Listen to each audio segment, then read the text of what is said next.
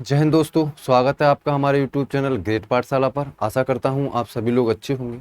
हम लोगों ने पॉलिटी की कक्षाओं में कुछ बेसिक टॉपिक्स जो होते हैं मैंने आपको बताए थे वो कर लिए हैं। चाहे वो भारतीय संविधान की उद्देशिका हो, भारतीय संविधान की प्रस्तावना, बात एक ही है, ठीक है। चाहे हम लोगों ने बात की हो भारतीय संविधान के स्रोतों पर, चाहे संविधान सभा का टॉपिक किया हो, तो यहाँ तक के सारे टॉपिक्स जो होते हैं वो हमने क्लियर कर लिए। कल की क्लास में मैंने आपको बताया था हमारा नेक्स्ट टॉपिक होने वाला है मौलिक अधिकार। अब आप लोग सोच रहे होंगे हम सीधे भारतीय संविधान के स्रोतों से मौलिक अधिकार के टॉपिक पर जा रहे हैं। टॉपिक तो हमारे नागरिकता का और संघ और उसका राज्य क्षेत्र दोनों टॉपिक्स रह गए। देखिए यहाँ से जो सवाल हैं, चाहे वो नागरिकता का टॉपिक हो, चाहे संघ और उसका राज्य क्षेत्र हो, कम मात्रा में सवाल पूछे जाते हैं और कुछ सीमित क्षेत्रों से सवाल पूछे जाते हैं। तो यहाँ बिल्कुल भी ऐसा नहीं है कि मैं आपको ये टॉपिक्स नहीं करा रहा। इन टॉपिक से रिलेटेड जितनी भी महत्वपूर्ण जानकारी आपके एग्जाम के लिए हो सकती है मैं इस क्लास में करा दूंगा। साथ ही साथ इस क्लास के अंतर्गत हम मौलिक अधिकारों का बेसिक जानकर, मौलिक अधिकारों की संख्या जानकर इस क्लास को समाप्त कर रहे होंगे और नेक्स्ट क्लास में हम डिटेल से मौलिक अधिकारों पर चर्चा कर रहे होंगे। तो अगर आप लोगों को कोई भी दिक्कत हो तो कमेंट बॉक्स में ज़रूर पूछिएगा। साथ ही साथ हमारे चैनल को जरूर सब्सक्राइब कीजिए ग्रेट पाठशाला को। आप लोग जो हैं, आधे से ज़्यादा लोग जो होते हैं वो चैनल को सब्सक्राइब नहीं करते हैं। ऐसा नहीं करना है बिल्कुल। आप लोगों के जरिए ही हम लोग जो हैं, अगर आप नहीं होंगे तो हम लोग नहीं हो सकते। देखिए, पढ़ाने वाले के लिए पढ़ने वाले होने भी ज़रूरी है, तो इसलिए आप ज़रूर चैनल को सब्सक्राइब करेंगे। तो आज का हमारा टॉपिक थंबनेल में आपको दिख रहा होगा, मौलिक अधिकार इंट्रोडक्शन। ठीक है, आज हम परिचय जानेंगे मौलिक अधिकार के बारे में। तो स्टार्ट करते हैं अपनी क्लास को। देखिए, सबसे पहले अब हम मौलिक अधिकारों की बात ना करके अब सबसे पहले बात करेंगे भाग एक के बारे में, जो बेसिक इंफॉर्मेशन जाननी है आपको। देखिए, सबसे पहले बात करते हैं भाग एक पर चर्चा। अब यहाँ से सवाल किस तरीके से पूछे जाएंगे, ठीक है। भाग एक का उल्लेख किस आर्टिकल से लेके किस आर्टिकल तक मिलता है। क्योंकि यहाँ से शुरुआत होती है आर्टिकल्स की, तो सवाल पूछे जा सकते हैं। तो आप कहेंगे भाग एक का उल्लेख आर्टिकल 01 से 4 तक मिलता है, या दूसरे शब्दों में आप कहेंगे आर्टिकल 1 से आर्टिकल 4 तक जो है वो भाग एक का उल्लेख मिलता है। ठीक है, तो भाग एक हम पहले ही पढ़ चुके हैं। भारतीय संविधान में अनुसूचियों की संख्या की पूछी जाएगी तो आप वर्तमान में 12 बताएंगे, और अगर आपसे अनुच्छेदों की संख्या तो 395, और गणना की दृष्टि से लगभग 448। वहीं भाग की संख्या 22, और अगर गणना की दृष्टि से आपसे पूछा जाएगा तो आप क्या बताएंगे, 25। उसी में जो पहला भाग हमारा है आर्टिकल 1 से लेके आर्टिकल 4 तक है। ठीक है, याद रखेंगे। नेक्स्ट बात करें तो हम यहाँ से सवाल पूछा जाता है, नोट करके लिखेंगे, भारत अर्थात इंडिया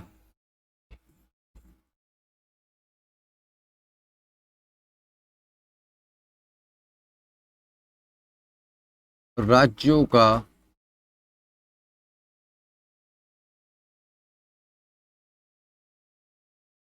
संघ होगा। India that is Bharat shall be a union of states. कौन सा आर्टिकल है, तो आप याद रखेंगे आर्टिकल 1। अब आप कह रहे होंगे आर्टिकल आपने कहा इंपॉर्टेंट नहीं है। देखिए, आर्टिकल 1 से हम शुरुआत कर रहे हैं तो पहला अनुच्छेद तो आपको पता ही होना चाहिए कौन सा है। तो आर्टिकल 1 कहता है भारत अर्थात इंडिया राज्यों का संघ होगा। India that is Bharat shall be a union of territories या यूनियन ऑफ स्टेट्स। ठीक है, यूनियन ऑफ स्टेट्स का मतलब हो गया राज्यों का संघ। भारत अर्थात इंडिया। सवाल किस टाइप से पूछे जाएंगे। पहला सवाल, भारतीय संविधान में भारत को कितने नामों का उल्लेख मिलता है, भारत को कितने नामों से बुलाया गया है, पुकारा गया है। तो आप कहेंगे भारतीय संविधान में भारत को 2 नामों से पुकारा जाता है, या 2 नाम उल्लेखित मिलते हैं। पहला नाम की अगर बात होगी तो भारत, और दूसरा नाम अर्थात इंडिया। तो भारत और इंडिया 2 शब्दों का उल्लेख भारतीय संविधान में मिलता है। कई बार सवाल पूछे गए हैं भारतीय संविधान के किस आर्टिकल में भारत अर्थात इंडिया नाम का उल्लेख मिलता है, तो आप अनुच्छेद 1 वहां आंसर कहेंगे। भारत अर्थात इंडिया राज्यों का संघ होगा, किस आर्टिकल में उल्लेखित है, वहां आपका जवाब होगा आर्टिकल 1 में जो है भारत अर्थात इंडिया राज्यों का संघ होगा उल्लिखित मिलता है। साथ ही साथ सवाल हमसे पूछा जा सकता है कितने नाम हैं, तो 2 नाम उल्लिखित हैं, भारत और इंडिया। अब हमने यहाँ तक पढ़ा भारत अर्थात इंडिया राज्यों का संघ होगा। यहाँ से एक सवाल है, जो संघ की बात कर रहे हैं हम, कल भी हमने पढ़ा था संघ हिंदी का शब्द होता है। अगर इंग्लिश की बात की जाएगी तो इसे यूनियन,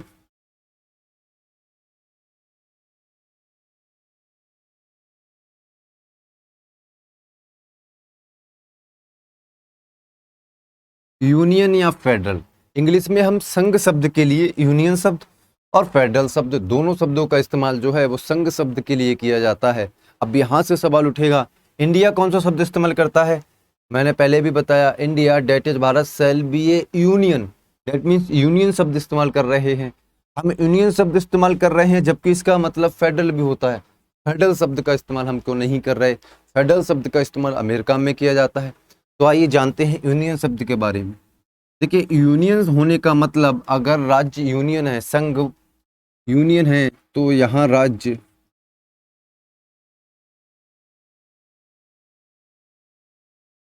केंद्र से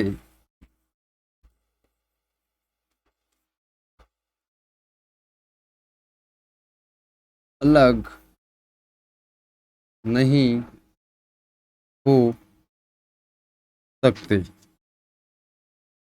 क्या मैंने आपको बताया कि अगर यूनियन शब्द का इस्तेमाल कर रहे हैं, इसका मतलब हुआ राज्य केंद्र से अलग नहीं हो सकते, राज्य केंद्र से संबंधित ही रहेंगे।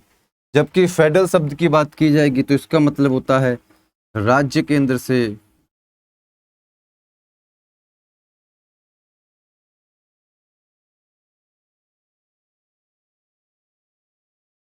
अलग हो सकते हैं।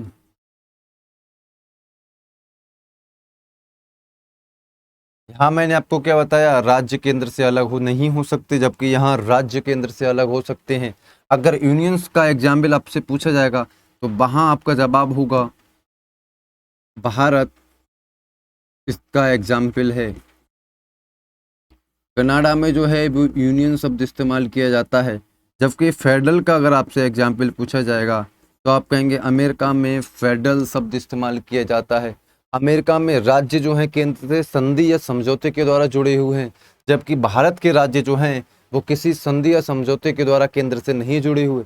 इसका मतलब क्या हुआ कि जो केंद्र है वो राज्यों की संख्या तो कम और ज़्यादा कर सकता है, लेकिन राज्य चाहे केंद्र से अलग हो जाएं ऐसा संभव नहीं है। तो आर्टिकल 1 में जो संघ शब्द इस्तेमाल किया है, जिसका मतलब इंग्लिश में यूनियन और फेडरल दोनों होते हैं, हम यूनियन शब्द का इस्तेमाल करते हैं। ठीक है, कहाँ से हमने लिया है? तो आप कहेंगे कनाडा के संविधान से यूनियन शब्द हमने ग्रहण किया है, स्रोत में हम अच्छे से पढ़ चुके हैं। यहाँ तक क्लियर होंगी सारी चीजें। नेक्स्ट जो हमारा नोट है,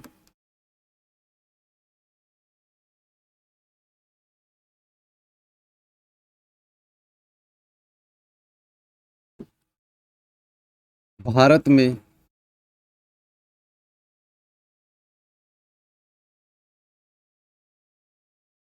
नए राज्यों का निर्माण,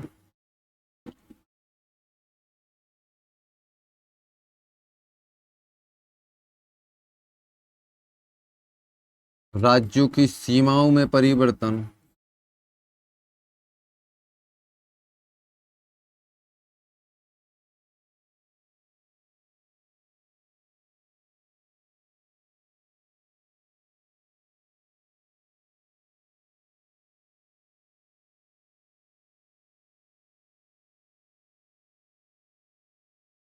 नामों में परिवर्तन,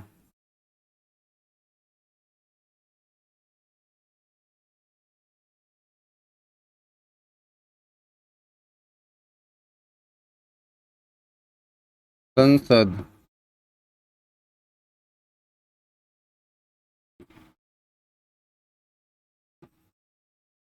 कानून बनाकर कर सकती है। यहाँ हमने आर्टिकल 2 और 3 को दोनों को पढ़ लिया। मैंने आपको क्या बताया, अगर आपसे सवाल पूछा जाएगा भारत में नए राज्यों का निर्माण करने का अधिकार किसके पास है, आपका आंसर होगा संसद के पास है। संसद कैसे नए राज्य का निर्माण कर सकती है?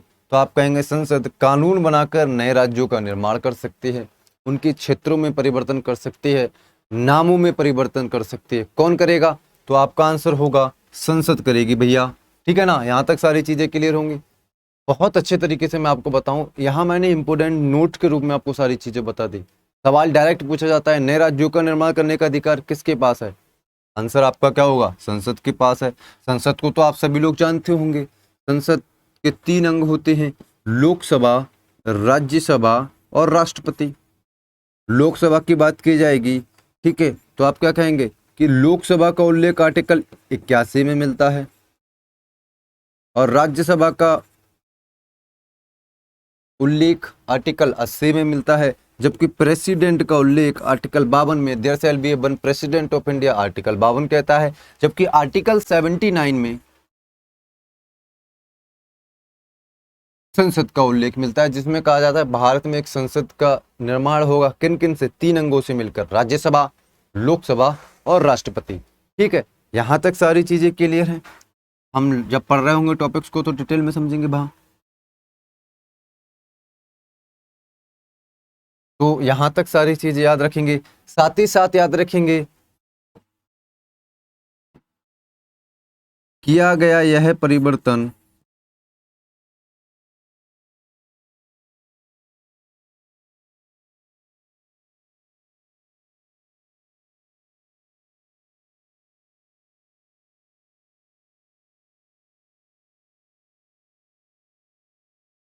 संविधान संशोधन के अंतर्गत सम्मिलित नहीं होगा।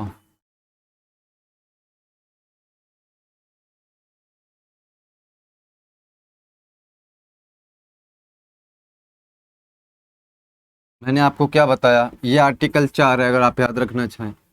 संसद नामों में परिवर्तन कर रही है, राज्यों के क्षेत्रों में परिवर्तन कर रही है, सीमाओं में परिवर्तन कर रही है।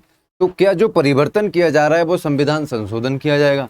मैंने आपको पहले ही बताया, संविधान में कुछ भी सम्मिलित करना हो तो हम क्या करते हैं? संविधान संशोधन करते हैं। तो क्या यह है जो संविधान संशोधन माना जाएगा? तो आप कहेंगे नहीं, ये संविधान संशोधन नहीं माना जाएगा, ये साधारण विधि के द्वारा परिवर्तन किया जाएगा। यहाँ तक की सारी चीजें क्लियर होंगी। तो हम आगे बढ़ते हैं। भाग 1 पर हमने चर्चा कर ली, अब हम नेक्स्ट भाग पर चर्चा करते हैं।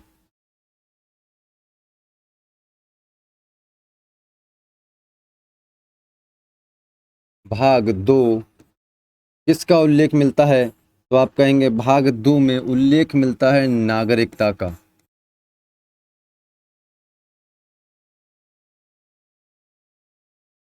और आर्टिकल अगर आपसे पूछा जाएगा तो आप जवाब देंगे आर्टिकल 5 से 11 तक जो है नागरिकता का उल्लेख मिलता है। सवाल 1 हो सकता है ये, सवाल 2 हो सकते हैं ये, और सवाल तीसरा हो सकता है ये। सबसे पहले, नागरिकता का उल्लेख किस भाग के अंतर्गत मिलता है? भाग 2 में नागरिकता का उल्लेख मिलता है। नागरिकता का उल्लेख किस भाग में है? भाग 2 में। नागरिकता का उल्लेख किस आर्टिकल से लेके किस आर्टिकल तक मिलता है? तो आप कहेंगे नागरिकता का उल्लेख आर्टिकल 5 से लेके आर्टिकल 11 तक मिलता है, भाग 2 के अंतर्गत मिलता है। यहाँ तक की सारी चीजें क्लियर होंगी आप लोगों को। ठीक है, साथ ही साथ याद रखेंगे भारत में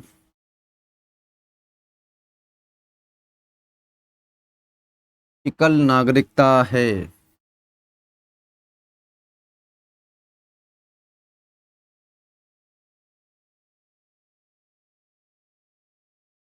भारत में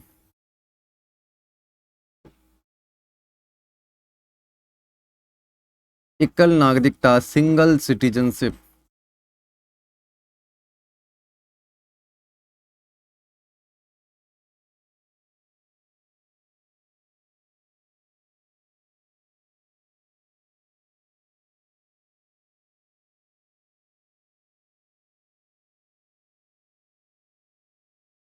अगर बात करेंगे दोहरी नागरिकता की तो इसका एग्जाम्पल आपको अमेरिका मिलेगा। अमेरिका में दोहरी नागरिकता चलती है, जबकि भारत में कैसी नागरिकता प्रचलन में है? तो आप कहेंगे भारत में एकल नागरिकता प्रचलित है, जो हमने ब्रिटेन के संविधान से ग्रहण की है। यही नोट बना के लिखेंगे, एकल नागरिकता का सिद्धांत ब्रिटेन के संविधान से ग्रहण किया है।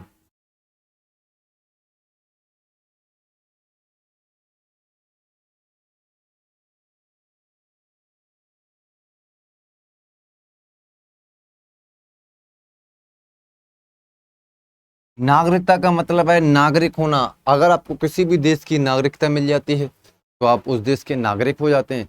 उस देश में जितनी भी सरकारी योजना है, गवर्नमेंट जॉब में आप पार्टिसिपेट कर सकते हैं नागरिक होने के नाते। तो भारत में कैसी नागरिकता है? Single citizenship. यहाँ हम भारतीय नागरिक हैं। जहाँ भी हमसे सिटीजनशिप पूछी जाती है या नागरिकता पूछी जाती है तो वहाँ हमारा जवाब होता है कि हम इंडियन हैं, भारतीय नागरिक हैं।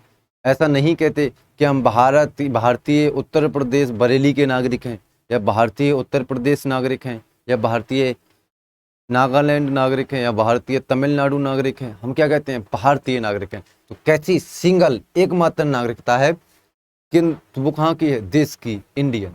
ठीक है। जबकि अमेरिका में क्या होता है, व्यक्ति देश का नागरिक होने के साथ साथ वहाँ के राज्य का भी नागरिक होता है। देश की नागरिकता उसके पास अलग होगी और राज्य की नागरिकता अलग होगी। एकल नागरिकता पूछी जाएगी तो आप कहेंगे भारत में एकल नागरिकता प्रचलित है। किस देश के संविधान से ग्रहण की है? ब्रिटेन के संविधान से ग्रहण की है। अगर यही हमसे पूछा जाएगा दोहरी नागरिकता का उल्लेख किस देश में मिलता है, तो आपका एग्जाम्पल में क्या जवाब होगा? अमेरिका में दोहरी नागरिकता का प्रचलन है। नेक्स्ट बात करते हैं नोट।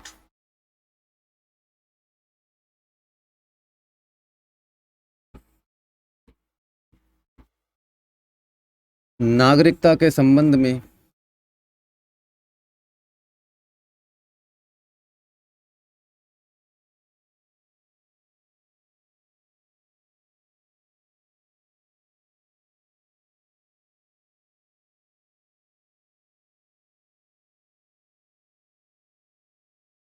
कानून बनाने की शक्ति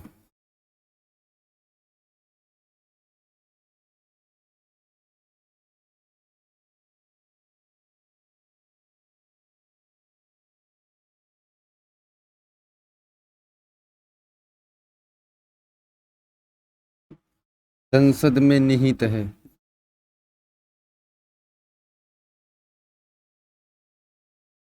अब नेक्स्ट सवाल हमसे क्या पूछा जा सकता है कि नागरिकता के संबंध में अगर कानून का निर्माण करना है तो यह शक्ति किसके पास होती है भारत में? भारत के राष्ट्रपति के पास, भारत के न्यायपालिका के पास, भारत की प्रधानमंत्री के पास, या भारत की संसद के पास?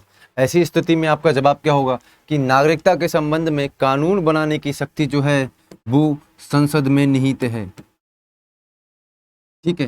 तो किस आर्टिकल के तहत है? जब आप आर्टिकल 11 पढ़ रहे होंगे वहां आप पढ़ेंगे कि संसद के पास है शक्ति प्राप्त है कि वह नागरिकता के संबंध में कानून का निर्माण कर सकती है। आपको आर्टिकल यहाँ याद नहीं रखना, आपको सिर्फ इतनी चीज याद रखनी है कि नागरिकता के संबंध में जो कानून बनाने की शक्ति है वो किसके पास है। तो आपका ऐसी स्थिति में हमेशा जवाब होना चाहिए संसद कानून बनाएगा नागरिकता के संबंध में।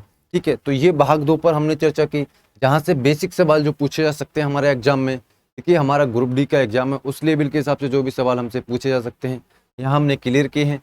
किसी अच्छे लेवल पर भी सवाल होंगे तो आप आराम से कर लेंगे कथन कारण में कि नागरिकता के संबंध में कानून कौन बनाएगा, आप कहेंगे संसद बनाएगी।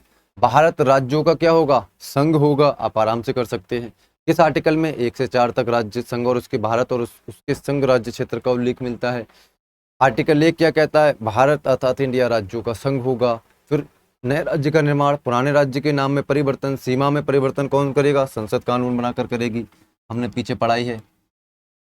ठीक है। संसद कानून बनाकर कर सकती है, लेकिन किया गया यह परिवर्तन संविधान संशोधन अर्थात 300 आर्टिकल 368 के अंतर्गत सम्मिलित नहीं होगा, साधारण विधि माना जाएगा। फिर नेक्स्ट हमने चर्चा की भाग 2 के ऊपर। भाग 2 में किसका उल्लेख मिलता है? आप कहेंगे नागरिकता का उल्लेख भाग 2 के अंतर्गत मिलता है। किस आर्टिकल से किस आर्टिकल तक? आर्टिकल 5 से लेकर 11 तक नागरिकता का उल्लेख मिलता है। भारत में सिंगल सिटीजनशिप है, जबकि यूएसए में दोहरी नागरिकता है। यहाँ तक की सारी चीजें हमने क्लियर कर ली। अब जो हमारा टॉपिक है वहां उसकी शुरुआत करते हैं। ये हमारा टॉपिक है फंडामेंटल राइट्स, मौलिक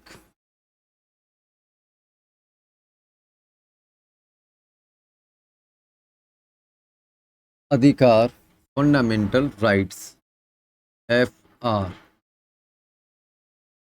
पहले हम बेसिक चीजें जानेंगे यहाँ की, हिस्टोरिकल, जो मौलिक अधिकार से रिलेटेड है। सबसे पहला सवाल, मौलिक अधिकार किस भाग के अंतर्गत उल्लेखित है? तो आप कहेंगे भाग 3 में भाग 3 के अंतर्गत मौलिक अधिकार का उल्लेख मिलता है। किस आर्टिकल से किस आर्टिकल तक? तो आपका जवाब होगा आर्टिकल 12 से लेके 35 तक जो है वो मौलिक अधिकारों का उल्लेख मिलता है, फंडामेंटल राइट्स का उल्लेख मिलता है। और ये जो टॉपिक हमारे एग्जाम के लिए बहुत ज़्यादा इंपॉर्टेंट टॉपिक्स में सम्मिलित हैं, यहाँ से सवाल अक्सर पूछे जाते हैं। ठीक है, तो मौलिक अधिकार क्यों भारतीय संविधान में जोड़े गए? सबसे पहला सवाल आपसे पूछा जा सकता है, मौलिक अधिकारों को भारतीय संविधान में क्यों जोड़ा गया है? तो याद रखेंगे, नागरिकों के विकास के लिए, या हम कह सकते हैं नागरिकों के समग्र विकास के लिए, चाहे वो सामाजिक हो, चाहे आर्थिक हो, चाहे राजनीतिक, नागरिकों के समग्र विकास के लिए भारतीय संविधान सभा के द्वारा भारतीय संविधान में मौलिक अधिकारों को जोड़ा गया। ठीक है, आप क्या कहेंगे? नागरिकों के समग्र विकास के लिए।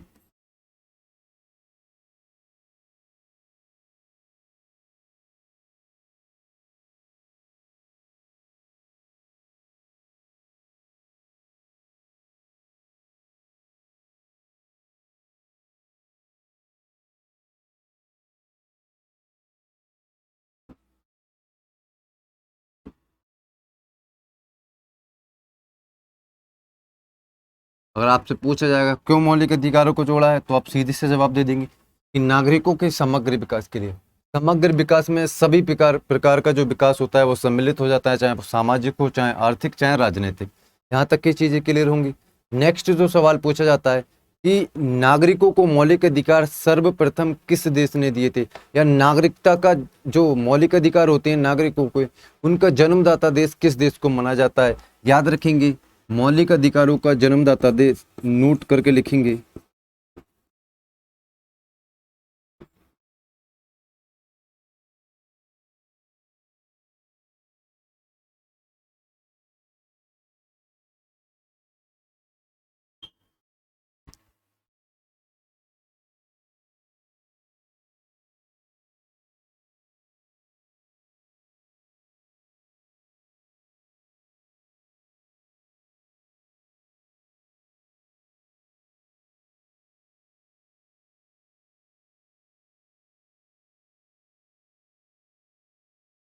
मैग्ना कार्टा कानून के माध्यम से मौलिक अधिकारों को जन्मदाता देश,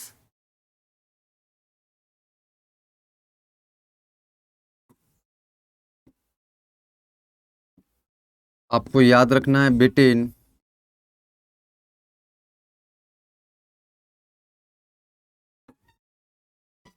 तो यहां से चीजें याद रखेंगे।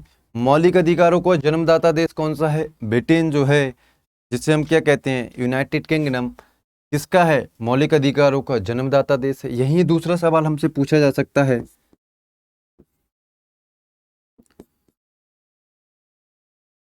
नागरिकों को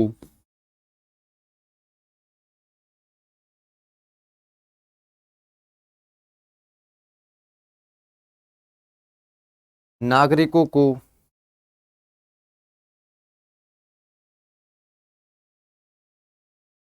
संविधान के द्वारा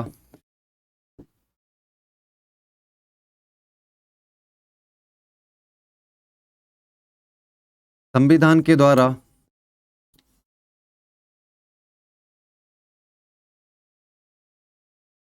लिखित रूप से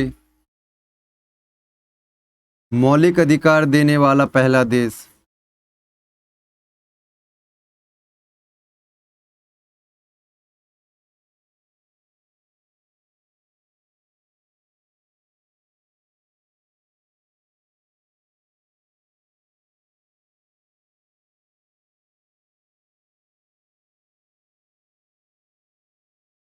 यूएसए है, अमेरिका जिसे हम कहते हैं यूएसए है। आप सभी लोग जानते हैं लिखित संविधान की शुरुआत जो है सर्वप्रथम किस देश से हुई है? अमेरिका से हुई है। तो सर्वप्रथम संविधान के द्वारा लिखित रूप से मौलिक अधिकार देने वाला देश कौन सा है? आप कहेंगे अमेरिका जो है लिखित रूप से सर्वप्रथम मौलिक अधिकार देने वाला देश है। जबकि मौलिक अधिकारों का जन्मदाता देश कौन सा है? ब्रिटेन जो है मौलिक अधिकारों का जन्मदाता देश है। यहां तक क्लियर होंगी चीजें। नेक्स्ट बात करते हैं,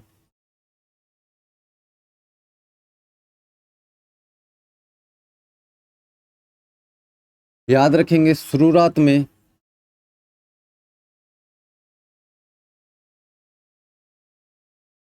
फंडामेंटल राइट्स की जो संख्या है, कई बार पूछी जाती है, वर्तमान में मौलिक अधिकारों की संख्या कितनी है, शुरुआत में संख्या कितनी थी? संख्या 7 थी। शुरुआत में मौलिक अधिकारों की संख्या 7 थी, किंतु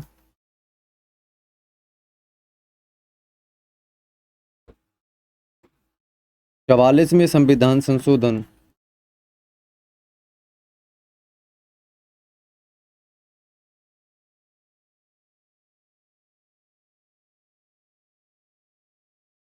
1978 के माध्यम से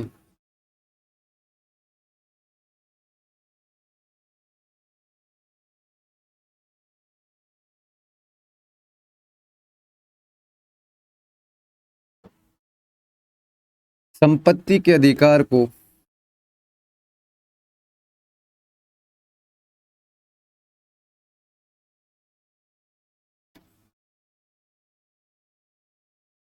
संपत्ति के अधिकार को मौलिक अधिकारों की श्रेणी से हटा दिया गया, जिसे आर्टिकल 31 में रखा गया था।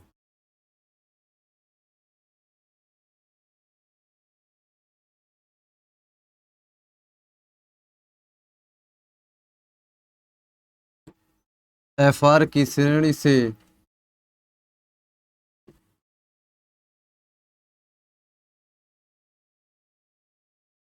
हटा दिया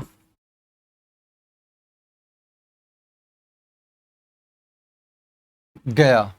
ठीक है, तो शुरुआत में मौलिक अधिकारों की संख्या कितनी थी? आप कहेंगे शुरुआत में मौलिक अधिकारों की जो संख्या थी वो 7 थी। 44वें संविधान संशोधन 1978 के माध्यम से संपत्ति के अधिकार को मौलिक अधिकारों की श्रेणी से हटा दिया। तो आपसे पूछा जाएगा वर्तमान में संपत्ति का अधिकार कैसा है, तो आप कहेंगे संपत्ति का अधिकार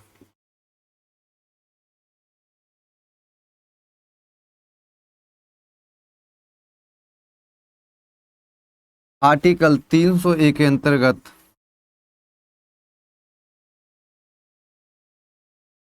कानूनी अधिकार है।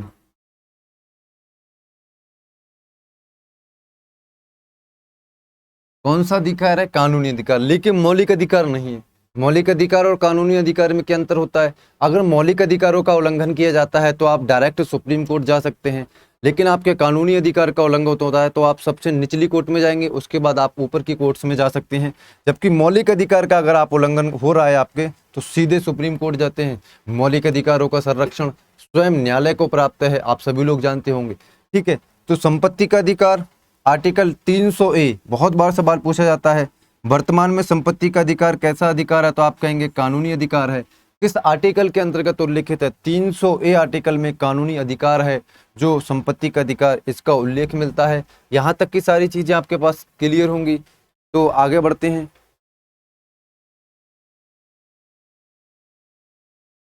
ठीक है, शुरुआत में मौलिक अधिकारों की संख्या 7 थी, किंतु 44 में संविधान संशोधन 1978 के माध्यम से संपत्ति के अधिकार को मौलिक अधिकारों की श्रेणी से हटा दिया गया। क्या बना दिया गया? आप कहेंगे कानूनी अधिकार बना दिया गया। तो वर्तमान में मौलिक अधिकारों की संख्या कितनी है?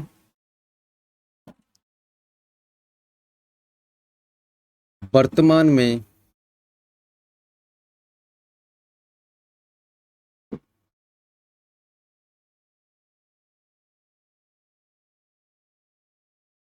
वर्तमान में एफआर की संख्या, एफआर मतलब फंडामेंटल राइट्स, मौलिक अधिकार की संख्या 6 है। कौन कौन से मौलिक अधिकार हैं? सबसे पहला जो मौलिक अधिकार है, समानता का अधिकार।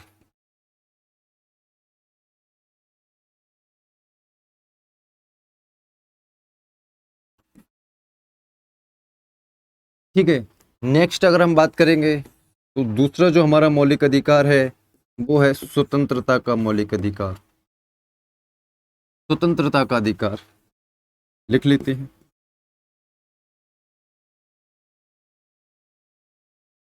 तीसरा जो हमारा मौलिक अधिकार है वो है शोषण के विरुद्ध अधिकार।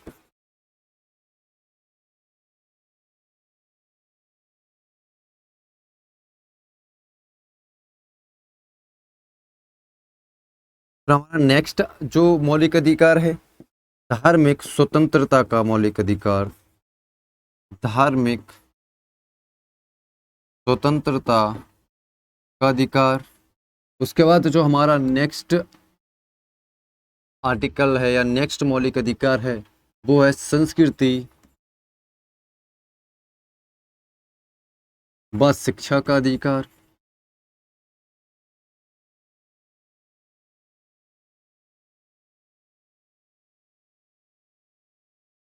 और लास्ट जो हमारा मौलिक अधिकार है बहुत ज़्यादा इम्पोर्टेंट भी है,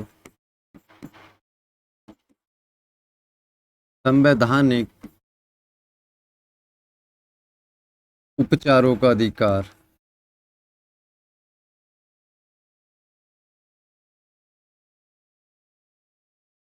तो यही मैंने आपको बताया कि मूल संविधान में अगर बात की जाएगी तो मूल संविधान में मौलिक अधिकारों की संख्या 7 थी, किंतु 44वें संविधान संशोधन 1978 के द्वारा जो संपत्ति का अधिकार आर्टिकल 31 में सम्मिलित था उसे मौलिक अधिकारों की श्रेणी से हटाकर कानूनी अधिकार बना दिया गया और आर्टिकल 300 में सम्मिलित कर दिया गया। तो वर्तमान में मौलिक अधिकारों की संख्या कितनी हो जाएगी? एक हटा दिया, 7 थे तो 6 हैं। कौन कौन से 6 मैंने आपको बता दिए। पहला जो हमारा मौलिक अधिकार है वो है समानता का अधिकार।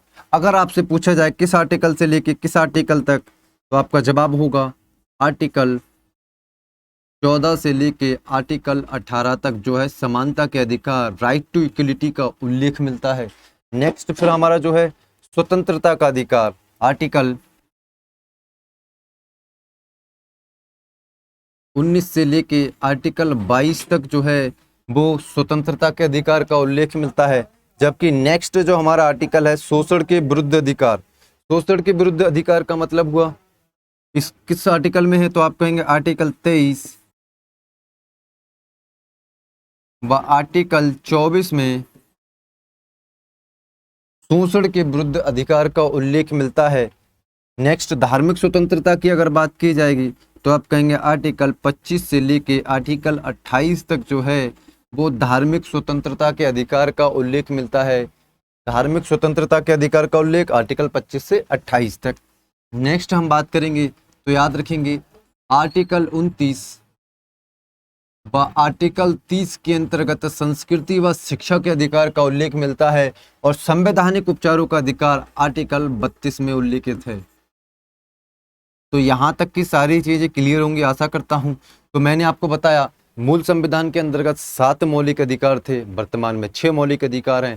समानता का अधिकार आर्टिकल 14 से आर्टिकल 18 तक, स्वतंत्रता का अधिकार आर्टिकल 19 से लेकर आर्टिकल 22 तक, शोषण के विरुद्ध अधिकार आर्टिकल 23 और 24 में, धार्मिक स्वतंत्रता का अधिकार का उल्लेख आर्टिकल 25 से लेकर आर्टिकल 28 तक, और लास्ट मैंने सेकंड लास्ट मैंने आपको बताया संस्कृति व शिक्षा का अधिकार 29 और 30 आर्टिकल में, और संवैधानिक उपचारों का अधिकार जो हमारा लास्ट मौलिक अधिकार है आर्टिकल 32 के अंतर्गत मिलता है। आने वाली कक्षा के अंतर्गत हम इन्हीं आर्टिकल्स को डिटेल में जानेंगे। साथ ही साथ आप देख रहे होंगे मौलिक अधिकारों की जो शुरुआत है वो आर्टिकल 14 से हो रही है।